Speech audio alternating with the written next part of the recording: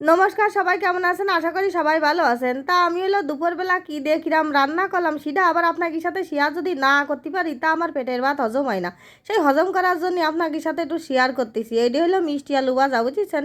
আজকে দুপুরের হলো মিষ্টি আলু ভাজিছি ডালির সাথে। আর এটি মনে আছে কি দেহে যে কাঁচকলা ভাজা, আসলে কিন্তু কাঁচকলা ভাজা না, কলামই তো। এটা হলো মিষ্টি আলু ভাজা।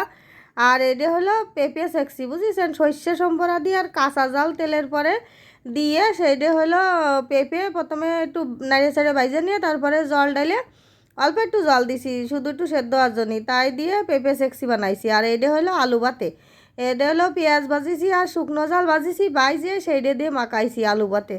আর এই আলু ভাতেটা খাতে কিন্তু আমার কাছে খুব ভালো লাগে। আমার কাছে বেশি ভালো লাগে হলো কাঁচা জাল কাঁচা তেল দিয়ে আর কাঁচা পেঁয়াজ দিয়ে মাখানোটা। যাই হোক, এটা হলো ডিম ভাজিছি আর পিস পিস করে এনে রাখিছি, একবারে সব ডিম একসাথে ভাজিছি যাতে তাড়াতাড়ি হয়ে যায় সেই জন্য। আর পিস পিস করে সবার জন্যই রেখে দিছি এই বাটিতে, বুঝেছেন?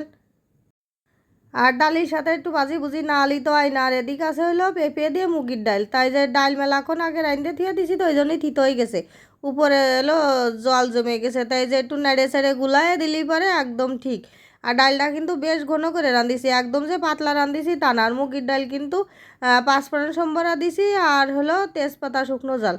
আর এই মুগির ডালটা খাতেই পেঁপে দিয়ে যে কী ভালো লাগে, বিশাল ভালো লাগে আমার কাছে। আর কার কাছে কিরম লাগে জানি না। আর আপনাদের কাছে যদি ভালো লাগে অবশ্যই কিন্তু কমেন্ট করে জানাবেন। আর এই ছিল আজকে দুপুরে রান্না বান্না। আর এদিকে হলো মনুর বাবার জন্যই হলো ভাতের থালা গুছাই তুলছি, কারণ কোন সময় এসে পড়বে না দুপুরবেলা খাতি, তাই যে মিষ্টি আলু দিচ্ছি।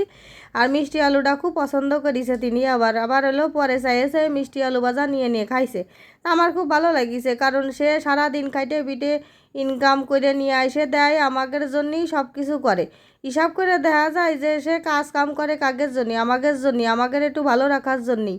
তা তার দিকে যদি একটু খেয়াল না করা হয় তাহলে কি আর হয়? তার জন্যই তার পছন্দের সব খাবার দাবার বেশিরভাগ করার চেষ্টা করি। শুধু তার জন্যেই না, সবার জন্যেই সবার পছন্দের খাবারই রান্নাবান্না করি। তারপরেও বেশি মন চাই যে তার জন্যে একটু রান্নাবান্না করি, সাজাই গুছাই দিই। এটা সব মানে সবারই হলো ইচ্ছা থাকে যে তার স্বামীর জন্য সুন্দরভাবে থালটা গুছাই দেবে, সাজাই গুছাই থবে, এটা আর কি। তা যাই হোক, কত বকবক করতেছি না আজকে। আর এদিকে হলো পেঁপের ঘন্ট দিয়ে দিছি। এবার হলো দেব হলো ডাল। আর পেঁপে খাতি খুব পছন্দ করে, তারে হলো পেঁপে যদি সেদ্ধ করে দেওয়াও হয়।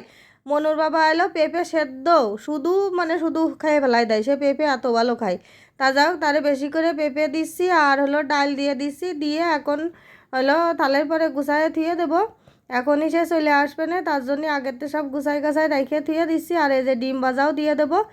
আর এরপরে কিন্তু মনুকেরও থাল গুছাবো, ওকেরও গুছাই গাছাই খাতিলতি দিয়ে দেবো। আর আমার এই ভিডিওটা যদি আপনাদের কাছে ভালো লেগে থাকে তাহলে কিন্তু অবশ্যই লাইক কমেন্ট শেয়ার করবেন, সাবস্ক্রাইব করবেন। সবাই ভালো থাকবেন, টাটা।